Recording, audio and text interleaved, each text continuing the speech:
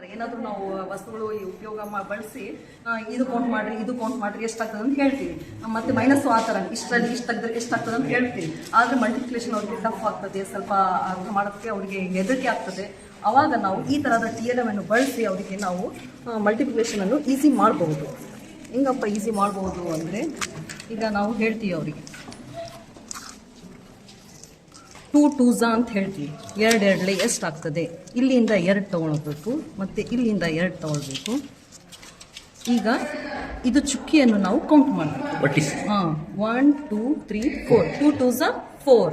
ಆ ಥರನೇ ಈಗ 2 3ಲೆ ಇಲ್ಲಿಂದ 2 ಸ್ಟ್ರಾ ತೊಗೊಂಡಿವಿ, ಇಲ್ಲಿಂದ ನಾವು 1 2 3 ಅಂದರೆ 2 3ಲೆ. ಅದಕ್ಕೆ ನಾವು ಈ ಚುಕ್ಕಿ ಎಲ್ಲಿ ಇದು ಸೇರ್ತಾ ಇದೆ ಇದು ಸ್ಟ್ರಾ, ಅದನ್ನು ನಾವು ಕೌಂಟ್ ಮಾಡಬೇಕು.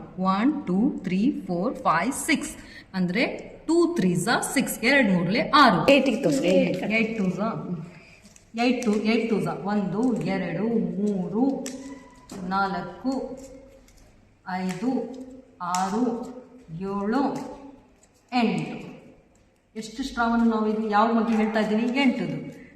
8 ಸ್ಟ್ರಾವನ್ನು ನಾವು ತಗೊಂಡಿವಿ. ಆಯಿತು. ಈಗ ನಾವು 8 ಎರಡಲೆ ಅಂದರೆ ಇಲ್ಲಿಂದ 2 ಸ್ಟ್ರಾವನ್ನು ತಗೊಳ್ಬೇಕು ನಾವು. 1 2. ಈಗ ಇದು ಎಲ್ಲಿ ಇದು ಸ್ಟ್ರಾವನ್ನು ಸೇರ್ತಾ ಇದೆ ಅದನ್ನು ನಾವು ಕೌಂಟ್ ಮಾಡಬೇಕು. 1 2 3 4 5 6 7 8 9 10 11 12 13 14 15 16. 8 2s 16. ಆ ಥರನೇ ನಾವು 8 4s ತೊಗೊಂಡ್ರೆ ಇಲ್ಲಿಂದ 8 ಸ್ಟ್ರಾ ಐತೆ, ಇಲ್ಲಿಂದ ನಾವು 4 ಸ್ಟ್ರಾವನ್ನು ತೊಗೊಂಡಿವಿ.